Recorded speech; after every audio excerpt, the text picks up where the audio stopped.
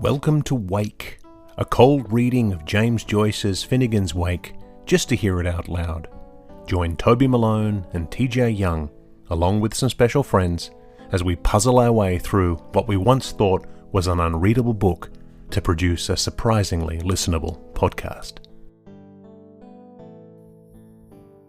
It is Wednesday, June 19th, 2024. It has been 34 days since we have started reading, with 103 pages complete of 628, meaning we have 525 pages left to go and are 16.4% of the way through Finnegan's Wake. Welcome to episode 9 of Wake, the podcast which is picking up momentum, uncovering meaning and putting some respect on the name of HCE, all in the name of fulfilling a long-held bucket list item, reading James Joyce's Finnegan's Wake out loud just once.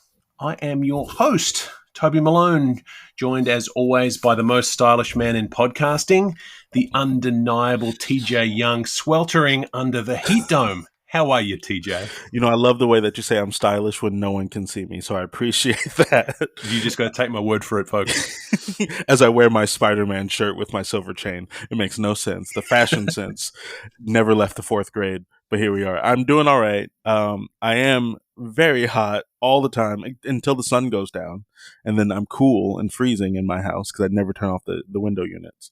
But I'm doing okay, you know. And more importantly, my basil's doing okay because the basil's enjoying the heat and it's flourishing. So, Excellent. Well, I'm glad to have you here. And joining us this week, as promised, we are joined by a very special guest who I'm going to upset immediately when I refer to him as our first purist guest.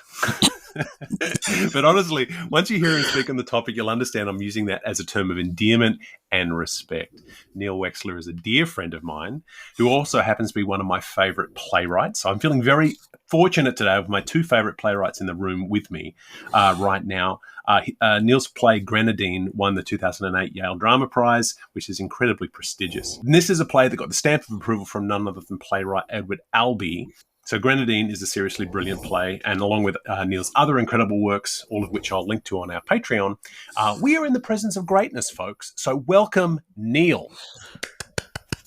I don't know if you can hear my applause.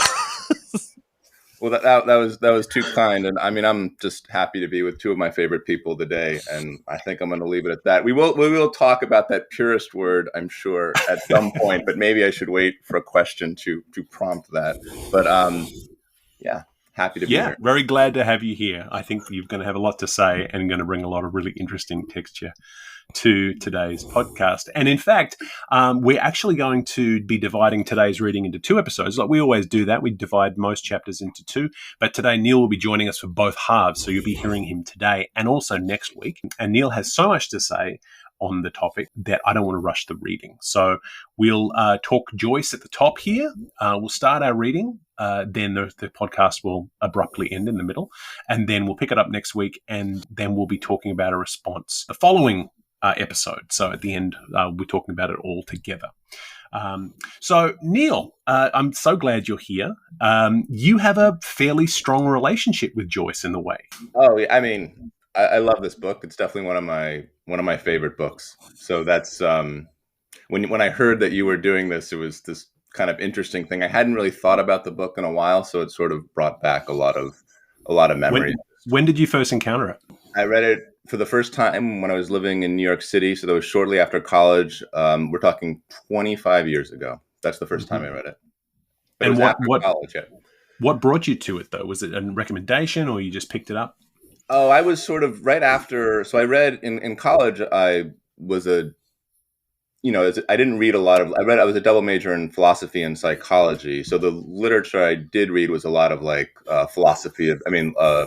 Existential literature or whatever kind of that, whatever that meant really in terms of those types of works. But then right after college, as I started doing some more writing, I just started working my way through various things. And I read Ulysses first, which I loved.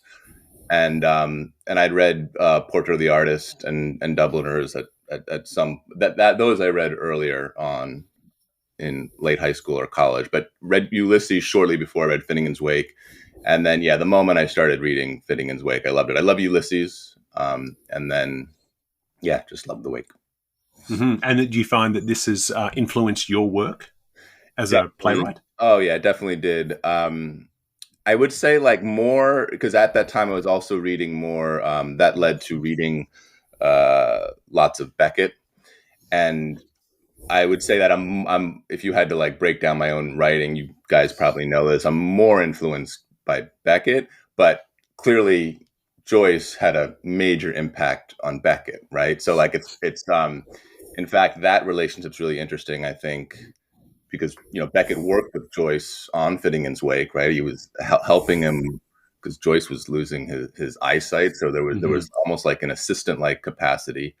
Definitely like a father figure, mentor figure for Beckett. Beckett adored Joyce, and actually in his own work had that epiphany that the more Joyce knew, the more he could do, right? Which is very, very clear when you read Finnegan's Wake. It's this how do you compete with that? Joyce would have said to anyone else, how do you compete with this, right? He would have been the first to probably say, no one can compete with this.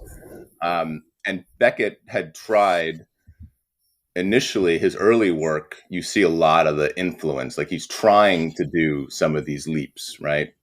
And then he sort of had that epiphany of like, I can't do that. I have to go spare. And we see that transition in Beckett's own work where he did things like started to write in French and translating back to English in order to be able to, to sort of find his own voice within that. And then, so how this connects to me is like, I think I'm more influenced by that spare move, right? The sort of spare approach, but still it's still rooted in that trajectory of trying to figure out what words mean, how they mean certain things, and how we can cope with the kind of various collapses of language that take place over time, especially when we think in terms of trying to map words onto meaning, right? And words onto thoughts and words onto the world as we're going through all these things. Yeah, now I'm babbling too much. You guys should no apologizing. You should hold up like a red flag at some point as a note. Like, you've said too much. It's starting to become boring. But anyway, that's the initial. That's sort of the broad view of that idea of like where I think my actual influence lies. I love what you said about the more you know, the more you can do, because we often talk about like if a first-time novelist had tried to come out with something like Finnegan's Wake, everyone would be like, "What the hell? Get this away from me!" Right? But it is about being in your craft long enough to know how far you can reach, right? And I think the three of us often interact with writers who have grand ideas but don't necessarily have the skill base to execute those ideas yet. So Breck being like, I want to do something like Finnegan's Wake. Wait, I don't have the skill base yet to be able to reach that. I think that's just extremely interesting. And it's also just a note to, I think, a lot of, if there's any writers or artists out there listening, yes, you can look at the thing that's fantastic and be like, I want to be able to do that, but also know that you have to establish the skill base and the ability to do that. And it's funny because I always say the reason I'm always disappointed in anything that I do is because my taste level is up there, but the skill base hasn't reached the taste level yet, right? Yeah, and the last thing a 20-year-old playwright wants to hear is, give it 40 years. And work for 40 years and be patient. Keep working. And then you can make something great. Yeah. Everyone's trying to peak at 19, and I'm like, but why? And Beckett, like that Beckett relationship with Joyce is so meaningful there because Beckett had unbelievable confidence in himself, but also had a ton of humility. And part of that humility, I think, really came from how good Joyce was, right? I mean, Beckett would say things like, I couldn't be an English teacher because it's just simply too hard, right? And like, this is like, I mean, Beckett is an unbelievably brilliant writer, right? And you can see him struggling in some of his really early work to find that voice. And that, I think, to TJ's point, it's like part of the issue with a younger writer is like, you do have to find your own voice. You should shoot, obviously, for the stars, right? But like, it's that combination, which we, all of us have done teaching at various levels. And it's like, you're trying to teach someone that you don't know quite as much as you think you know, but you're capable of knowing far more than you think you're capable of, right? Mm-hmm. And there's like such a gap between those two things, and it's very hard to exist in that space, right? You want to either think you know something, or that you want to think it's more quantifiable. So I think, and that's a real, especially as writing has changed over time, right? And part of what Joyce is doing with this work is like, we see this in lots of but the early 20th century, it's like, what was he going to do? Is he going to continue to write the same things over and over again? I mean, he was trying to, if you look at like what's happening in like quantum mechanics at the time or something, right? A lot of the things that are transforming, or Freudian psychology, which is clearly an influence on Finnegan's Wake, right? This idea of layers of consciousness, layers of like, how do we,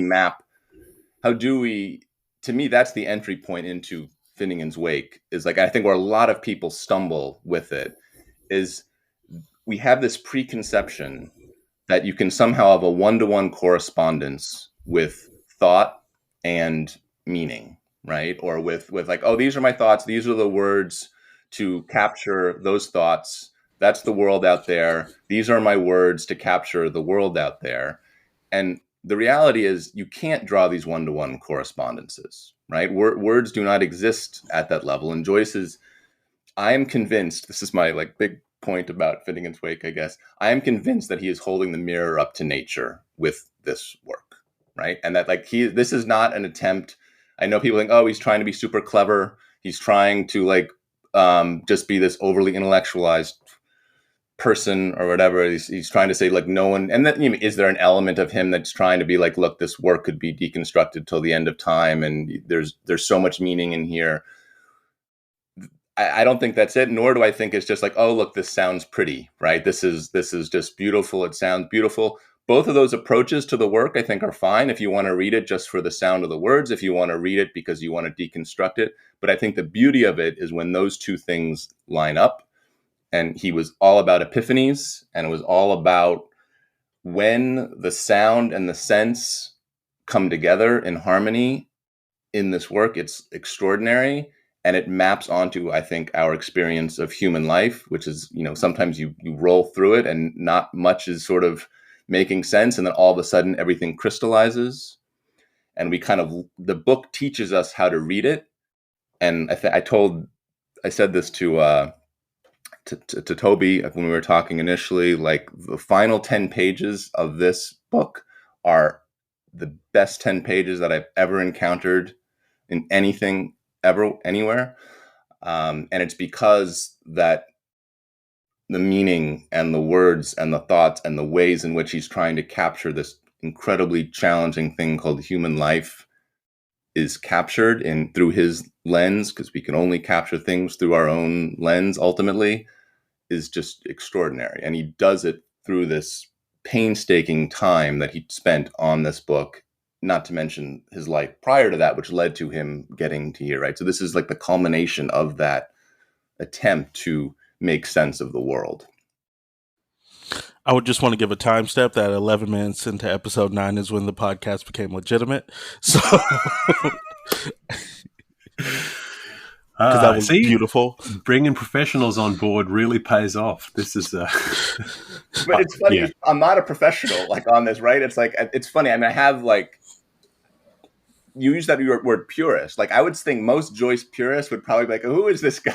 Right? Like, because I don't even, that's a strange word. There's almost like a connotation on like a purist, right? There's something a little pompous about a purist ultimately, sure, right? Like there's something overly intellectualized maybe. And like, I've always said, like, you should like what you should want to like. I have friends who say this thing is like, this book it's unreadable. I like Nabokov a lot, for instance. Nabokov couldn't stand this work. He's like, it's just, and like, these are all perspectives on it that are warranted, I think. And I think the overly intellectual attempt on Finnegan's Wake is actually problematic because it makes you think like you have to somehow, again, find all these one-to-one correspondences, or you're constantly asking about meaning. And there are certainly times you want to ask about the meaning, but really it's like, what is again, I think if we think in terms of that mirror up to nature thing, it's helpful as a guide on this. Like, how does your own life, in terms of trying to capture your own consciousness, like we hear him talk about the we hear that phrase sometimes. Well, Ulysses was a day in the life, and Finnegan's Wake is a night in the life, right? And I think there's some kind of truth to that. And I mean, Joyce would probably have, there's sort of some parameter there that makes sense. But it's really just a starting point, right? I think if anything, it's because the night life is maybe a bigger onion that you have to unpeel the various layers to, which makes it maybe more of a map onto human life when we really break down all the layers of our own thought, right? And so in some sense it goes beyond Ulysses, if that's, which is quite an amazing achievement, even though it sort of, as we see in terms of readers' responses, it maybe goes too far.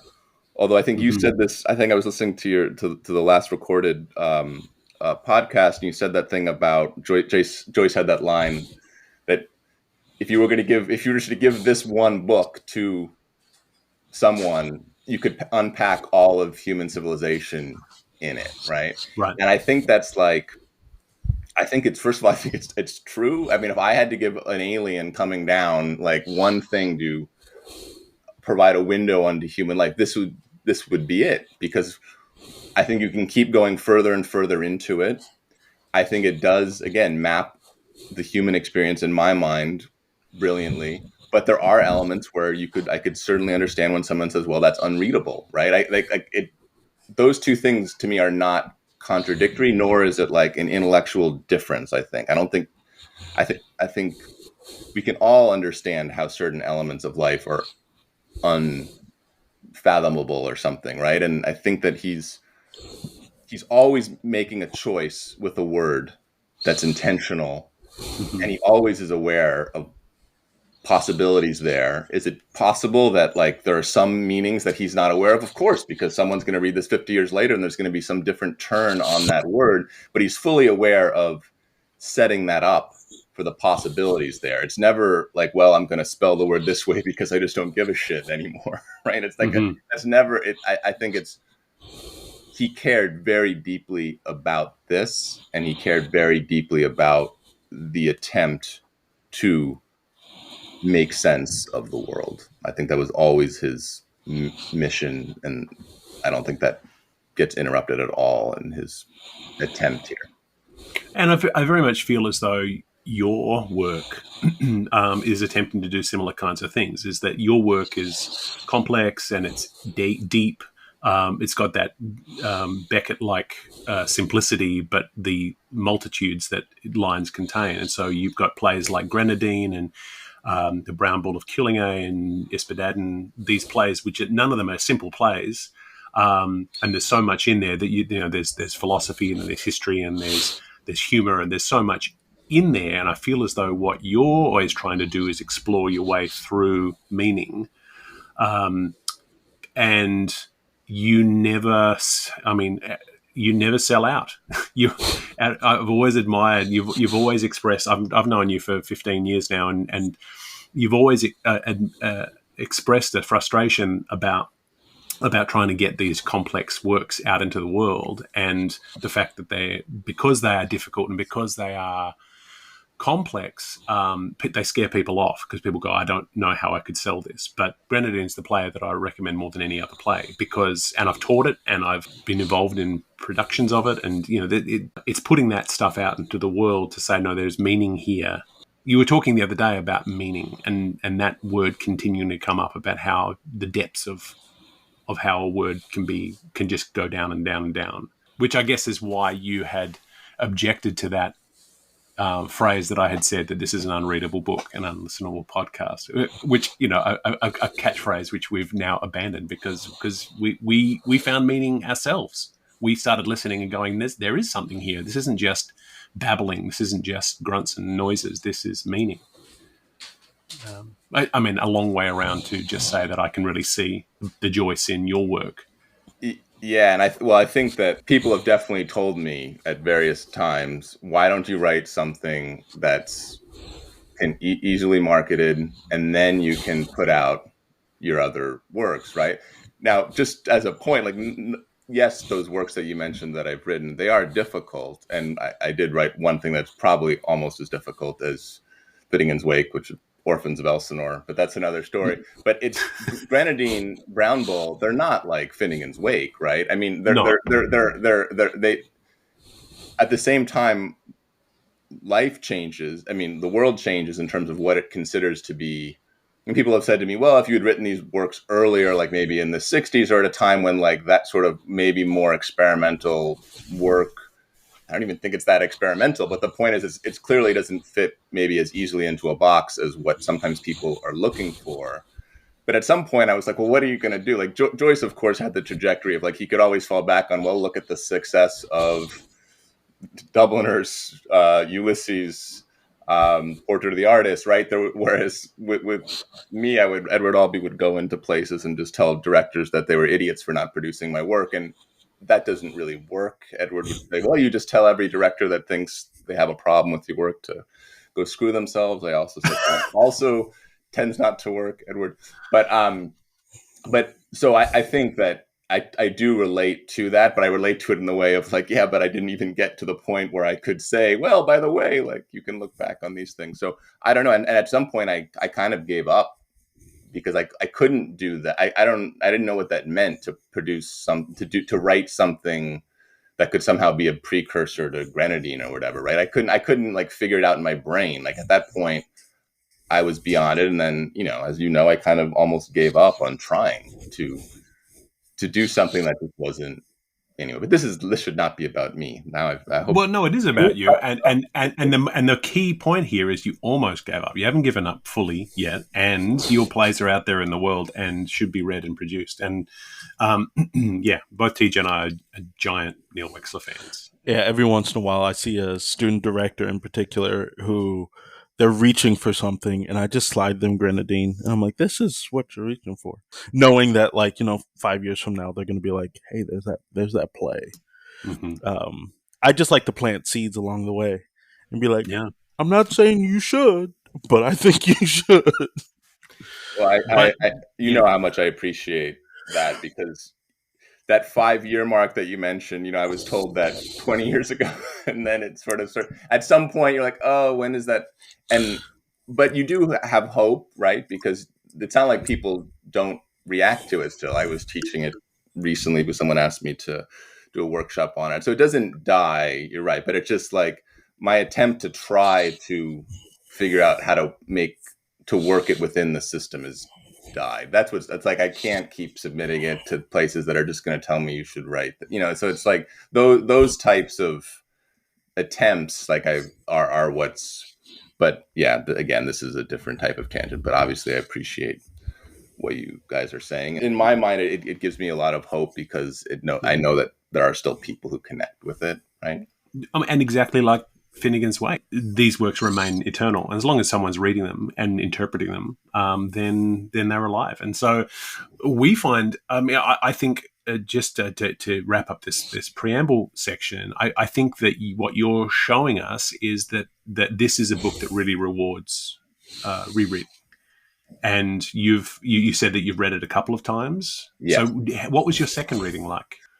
I think, after I finish it the first time, again, when it starts to make more and more sense as you go. Like, again, I got it. I got what he was doing, right? That whole mirror, so I think because I sort of grasped what he was trying to do early on, or at least I thought from my reading of it, I was kind of getting that entry point into it. I loved the whole reading of it, but definitely by the end of it, there's a greater clarity there. I would say the next phase of it was reading bits of it, a lot, right? Like going back to my favorite passages and just reading them over and over and so on. The full second reading probably didn't happen till about 10 years later, once, there'd been a little bit of time with it. I've definitely read it cover to cover twice, and then multiple times where I would just sort of go back and read my favorite passages. What is your number one favorite passage? Like, is there a segment that definitely the final, as I said, the final 10 pages are just extraordinary. Apart from that, it's just a page here and there which really resonated and just had so many layers, and it worked on so many levels that it just felt so.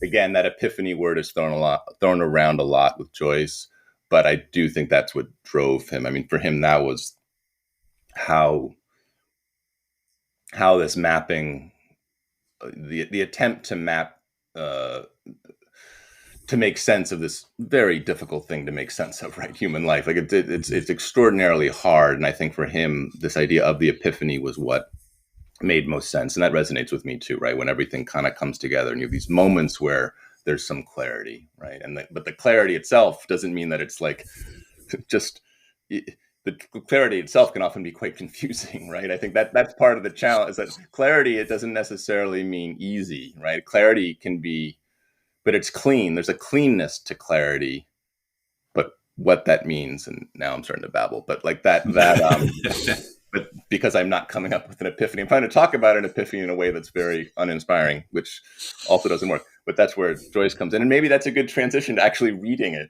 because we can get away from absolutely.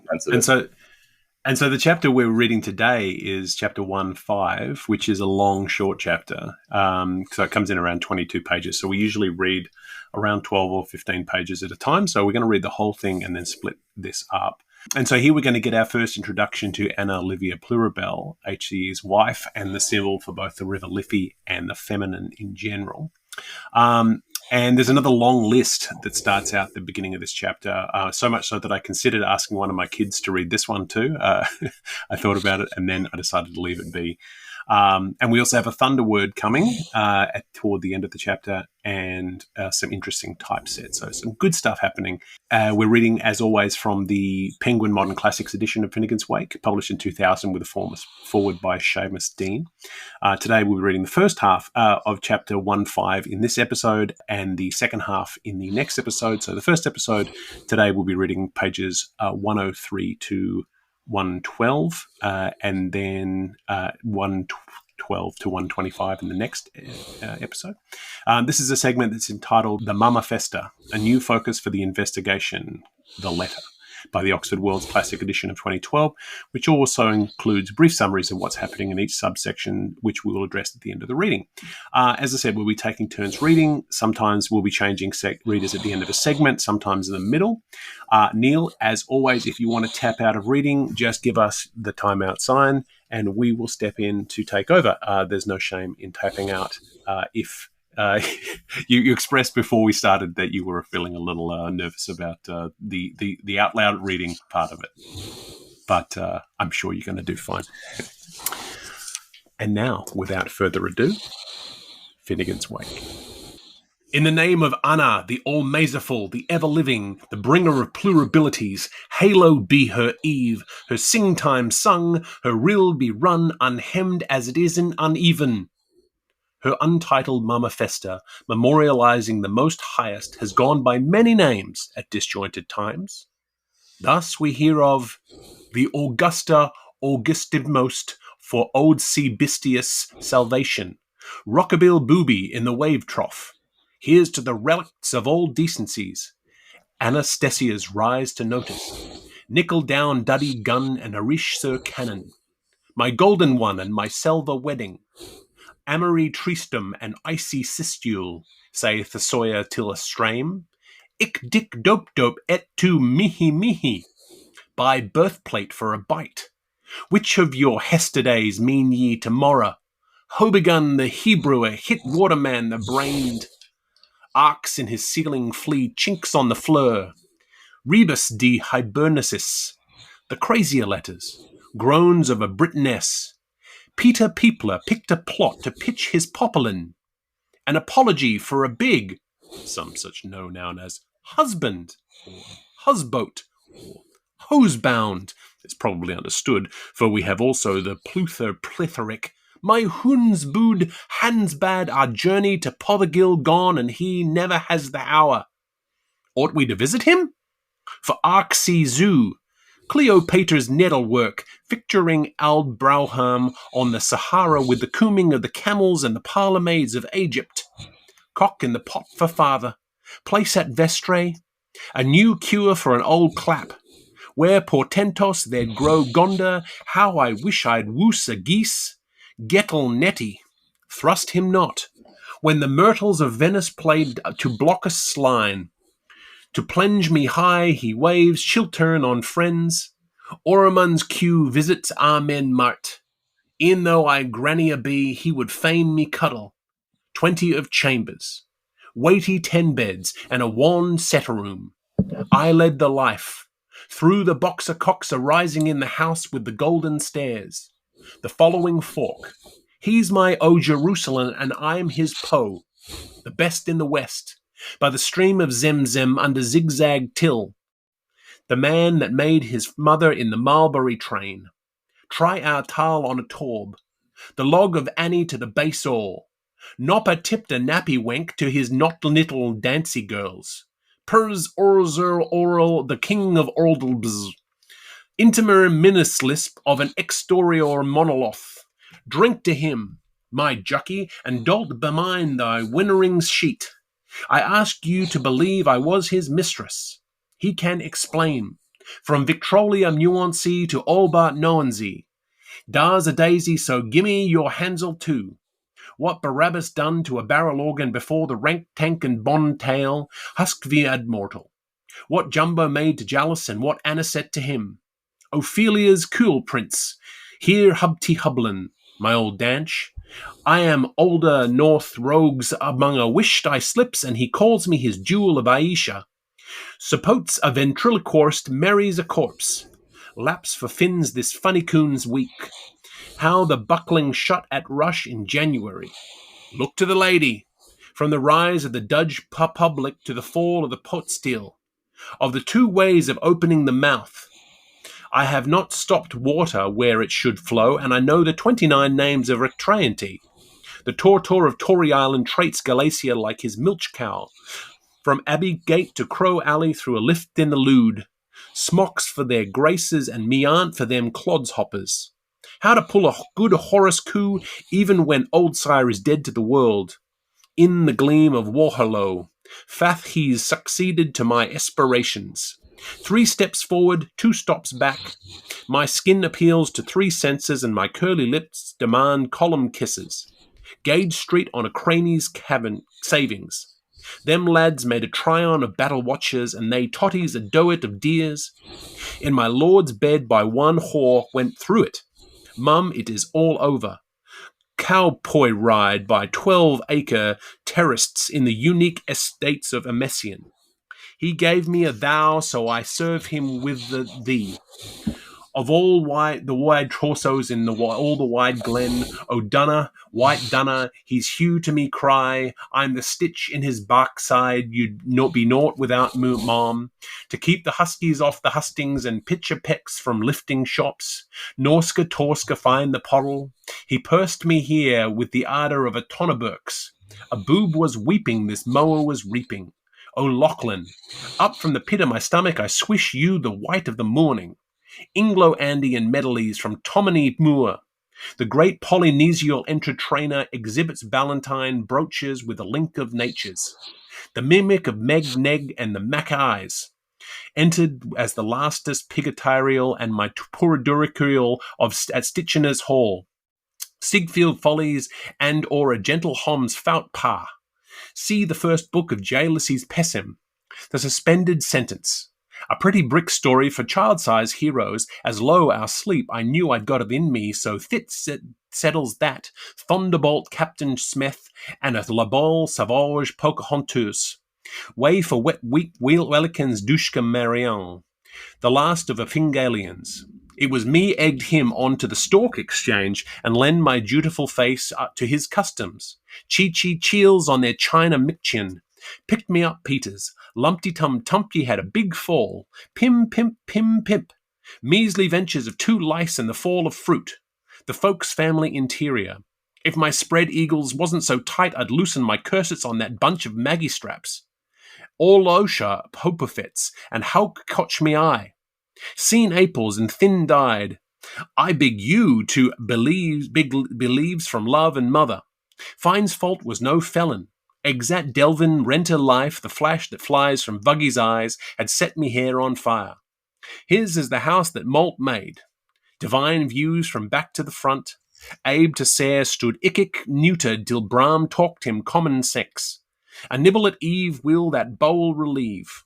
All for guineas. Sounds and compliments libidinous. 7 wives awake weak. Airy Ann and Berber Blut. Amy licks porter while Huffy chops eads. A brace of umbrellas or a triple of canes. Butter bust. From the Manor Hove to the Mrs. O'Molleys and from the dames to their sames. Many festoon for the colleagues on the green. An outstanding back and an excellent half-centre if called on.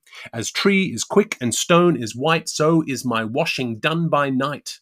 First and last only true account all about the honorary Mersu earwicker LSD and the snake Nuggets by a woman of the world who only can tell naked truth about a dear man and all his conspirators, how they all tried to fall him, putting it all around Luke Lizod about private's earwicker and a pair of sloppy sluts, plainly showing all the unmentioned nobility falsely accusing about the raincoats. The proteoform graph itself is a polyhedron of scripture.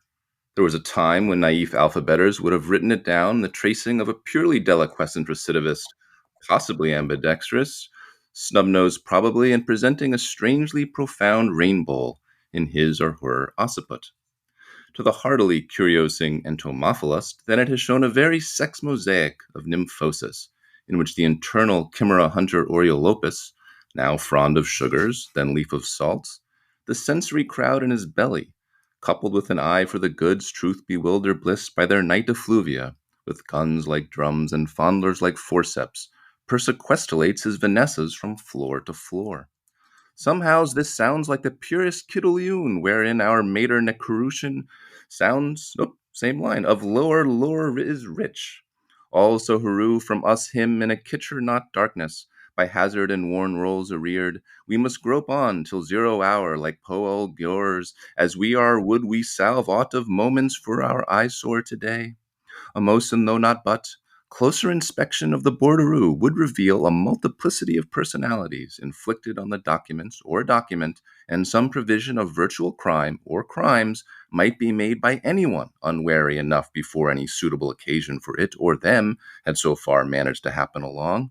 In fact, under the closed eyes of the inspectors, the traits featuring the chiaroscuro coalesce, their contrarieties eliminated in one stable somebody, similarly as by the providential warring of Heartshaker with Housebreaker and of Dram Drinker against Freethinker, our social something bowls along bumpily, experiencing a jolting series of prearranged disappointments down the long lane of it's as semper as Oxhouse Humper, generations, more generations, and still more generations. Say, Baroon Lucidor, who in the Hall Hagal wrote the derned thing anyhow? Erect, beseated, mounteback against a party wall, below Friesegrade, by the use of quill or style with turbid or pellucid mind, accompanied, or the reverse, by mastication, interrupted by visit of seer to scribe or of scribe to sight, atwixt 2 showers, or a toss of a trike, rained upon or blown around by a right-down regular racer from the soil, or by a 2-paned whittle wit laden with the loot of learning? Now patience, and remember, patience is the great thing, and above all things else we must avoid anything like being or becoming out of patience. A good plan used by worried business folk who may not have had many momentums to mask Kung's doctrine of the meaning or the propriety construces of carper mustimus is just to think of all the sinking fund of patience possessed in their conjoint names by both brothers Bruce, with whom are incorporated their Scotch Spider and Elberfed's calculating horses.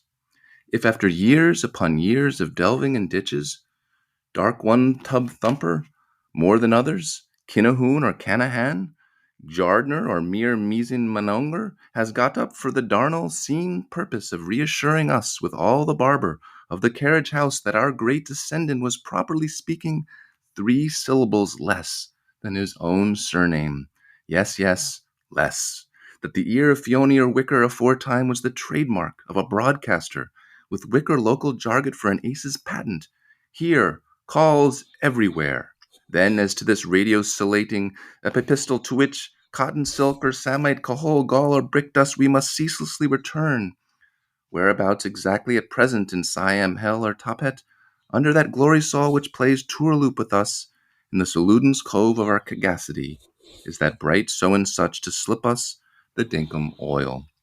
Naysayers, we know, to conclude purely negatively from the positive absence of political odia and monetary requests that its page cannot ever have been a pen product of a man or woman of that period or those parts is only one more unlooked-for conclusion leaped at, being tantamount to inferring from the non-presence of inverted commas, sometimes called quotation marks, on any page that its author was always constitutionally incapable of misappropriating the spoken words of others. Luckily, there is another cant to this questy. Has any fellow of the dime a dozen type? It might with some profit some dull evening quietly be hinted. Has any usually sort of ornery josser, flat-chested 40-ish, faintly flatulent, and the given to ration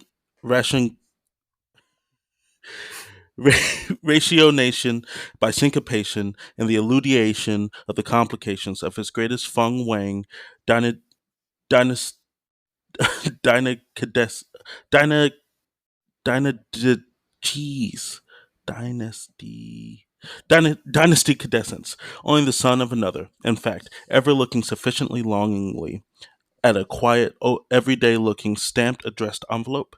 Admittedly, it is an outer husk. Its face, and all its featureful perfection of imperfection, is its fortune. It exhibits only the civil or military clothing of whatever passion pallid nudity or plague purple nakedness may happen to tuck itself under its flap. Yet to concentrate solely on the literal sense of even the psychological content of any document, or the sore neglect of the enveloping facts themselves circumstantiating, it is just as hurtful to sound sense, and let it be added, to the truest taste, as were some fellow in the act of perhaps getting an intro from another fellow turning out to be a friend in need of his, say, to a lady of the latter's acquaintances engaged in performing the elaborative ancestral ceremony of obstetrance. Straightway to run off and vision her plump and plain as her natural altogether, prefiguring to close his blink-hard's eyes to the ethiquetical fact that she was, after all, wearing for the space of the time being some definite articles of evolutionary clothing in harmonious creations. A captious critic might describe them as, or not strictly necessarily, or a trifling irritating here and there, but for all that suddenly full of local color and personal perfume, and suggestive, too, of some very much more incapable of being stretched, filled out, if need or wish were, of having the surprisingly like coincidental parts separated, don't they now, for better survey by the depth hand of an expert, don't you know?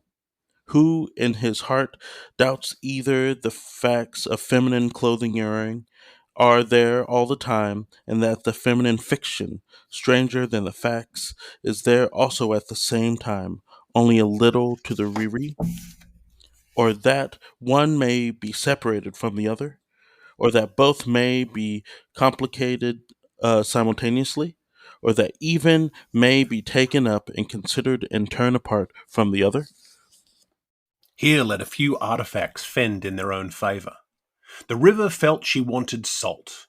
That was just where Brian came in. The country asked for bear's paw for din-din, and bounden it got it surly. We who live under heaven, we of the clovery kingdom, we Middlesex people have often watched the sky overreaching the land. We suddenly have. Our isle is Sange, the place. That stern chuckler, mayhappy, mayhap not, once said to repetition in that Lutheran conservatory way of his, that is it a chapel, as it a Lucan, was the one place, ult alt nult, in this mad val of tares, whose verdures yellowed therever phaeton parks his car, while its tamalized tay is the drame of Drano Filius, where the possible was the improbable, and the improbable the inevitable.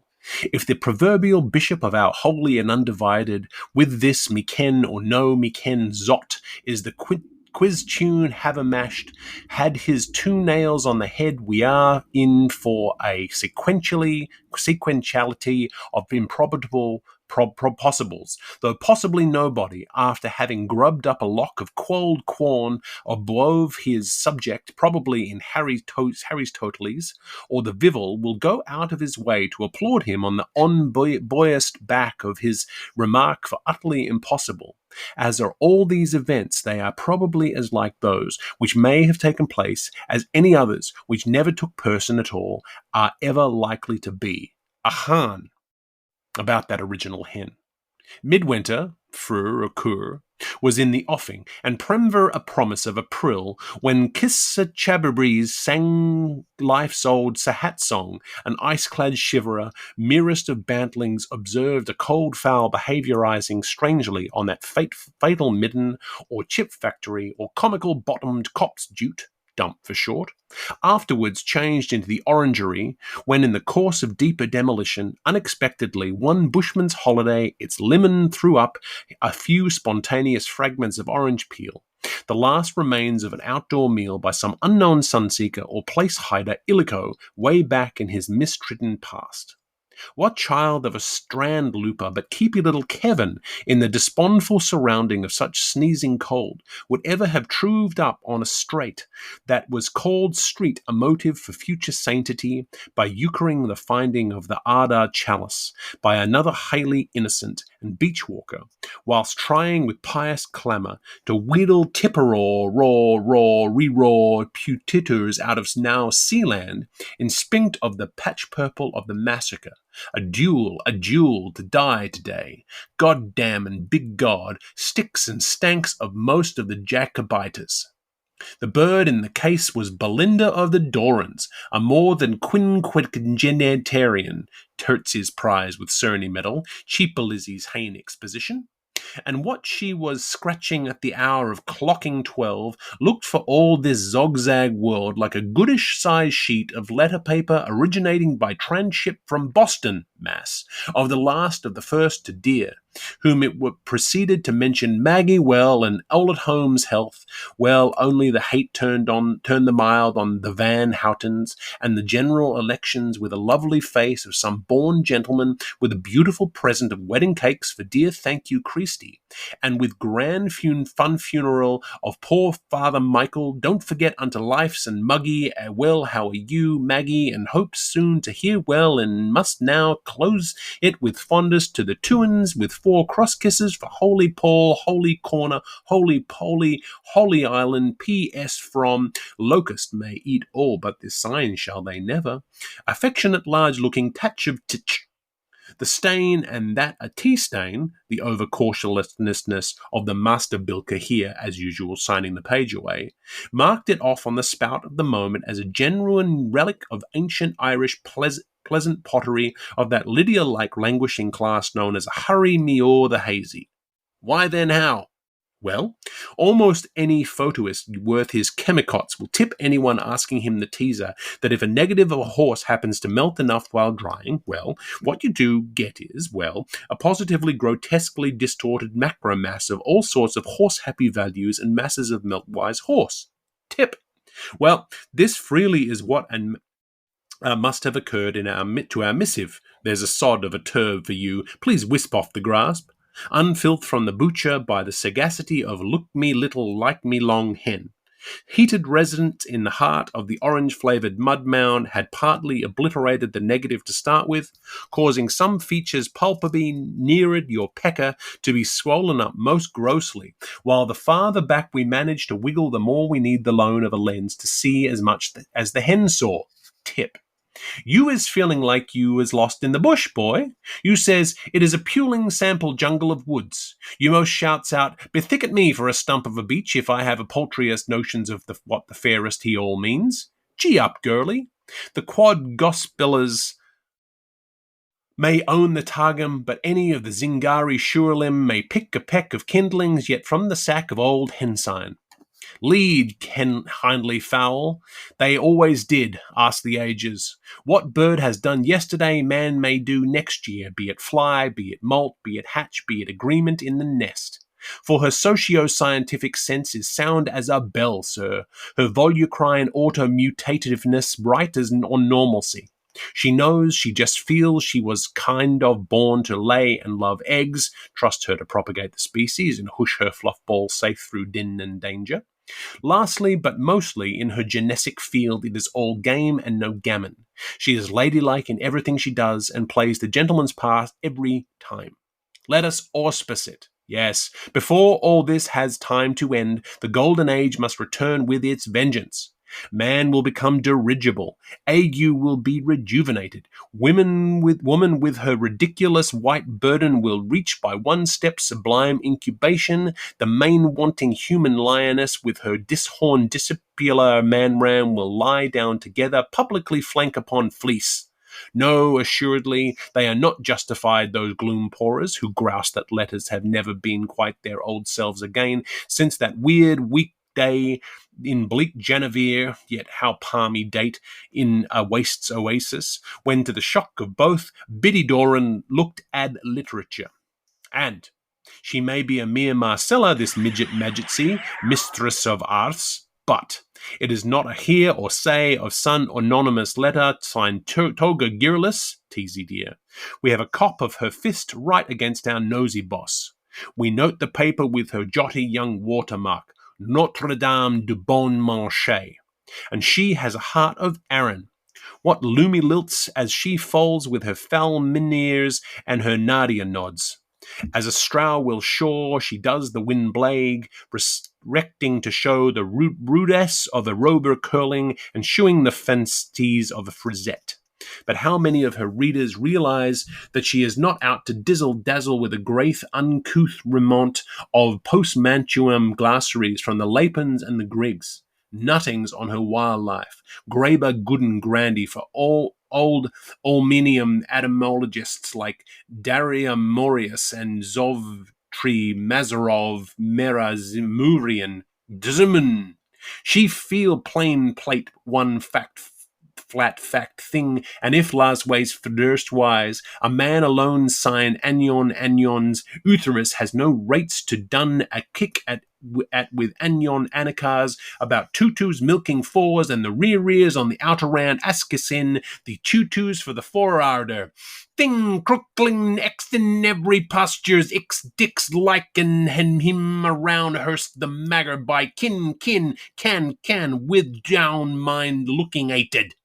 Mesdames, Mademoiselles, Messers, Silver Pace, all schwantz, schreits, ish tell the cock's truth about him. Cap-poop, no minsies matter. He had to see life foully, the plaque and the smut, Schweitz. There were 3 men in him, Schweitz. Dancings, Schreitz, was his only 2 feebles, with apple harlots and a little molvogels, specially, Schreitz, when they peaches, honey wore camellia paints, yours very truthful. Add dapple in, yet is it but an old story, the tale of a treestone with one Isolde, of a Mons helped by tent pegs, and his pal, what halloosed on the run, what Cadman could but Badman wouldn't, what any Genoa man against any Venus, and why Kate takes charge of the waxworks.